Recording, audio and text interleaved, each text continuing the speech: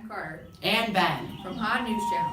Today we are here to inform you about all the major parts of the Han Dynasty and how it functioned. Some of the greatly contributing sections were the social class system, Religions, achievements, military, economy, and last how the Han Dynasty came crumbling down. To learn more in depth about these topics, stay tuned. Hey, you wanna go?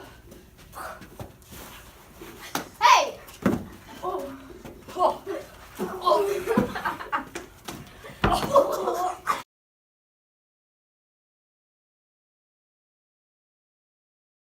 Hi, I'm Ben from the Han News Channel, here to inform you about the Han Dynasty's class system.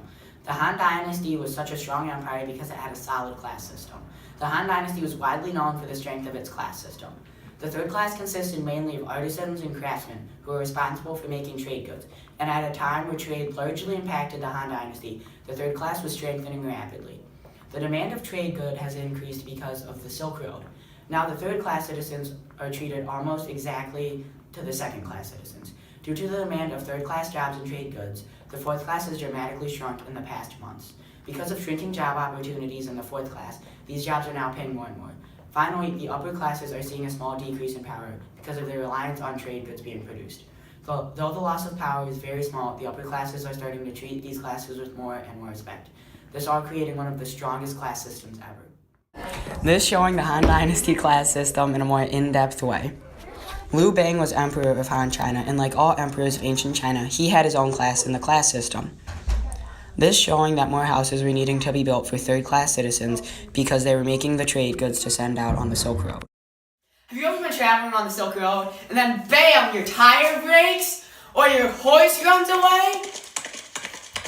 Isn't that a pain? Well, the next time any of that, or even more bad things happen to you, stop on down to Hong Shui's Roadside Assistance, located by the Honghe River on the Silk Road. This is Gabe from Han Dynasty News. Religion in the Han Dynasty was diverse and intellectual. The three religions that the people of the Han Dynasty practice are some of the most complex religions that we know today. The most used religion is Taoism. Taoism was actually made during the Han Dynasty and soon became the people's main religion. In Taoism, it is made of beliefs of opposites, such as there would be no love without hate. Another used religion was Buddhism. Buddhism actually came from the traders on the Silk Road from India.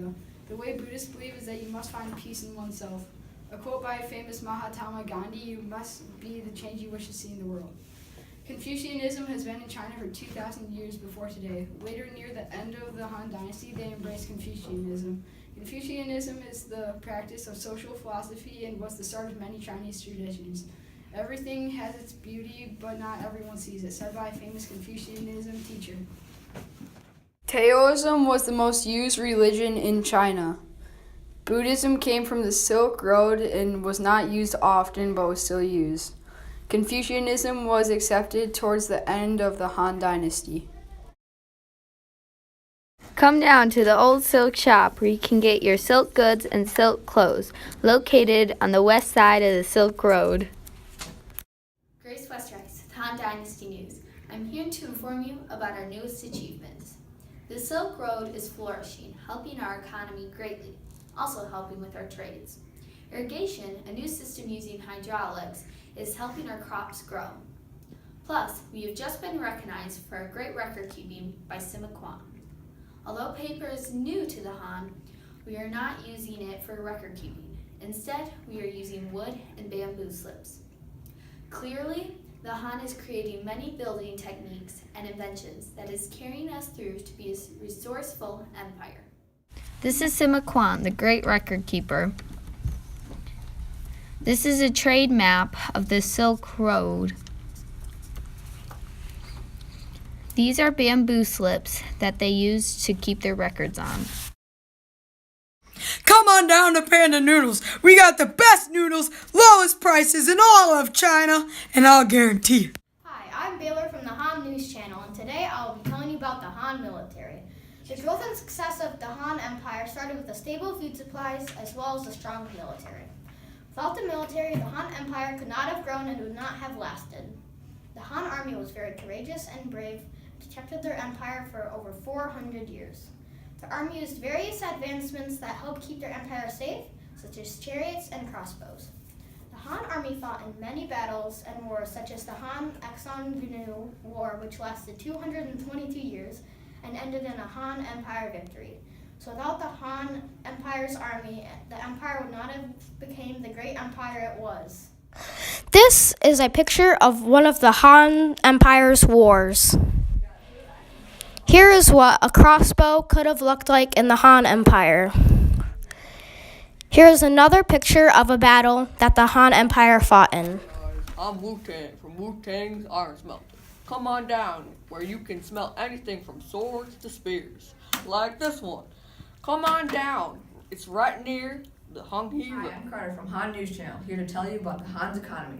The Silk Road played a major role in the Han's economy because they used it for trade, passing information, and safe transportation. The Han traded goods, resources, currency, and especially silk and paper. Historians in the Han Dynasty recorded everything from trade agreements to major historical events, some of which are even looked back today, such as the records of the Grand Historian written by Sima Quan.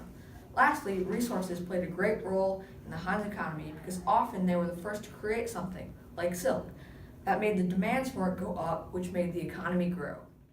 This is the currency that the Han Dynasty used. These are people in the Han Dynasty that are spinning silk from silkworms.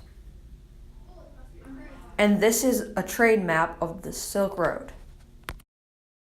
Worrying about earthquakes? Well, get your high-quality seismographs, and you'll know when to get out when an earthquake is coming. This is one right here.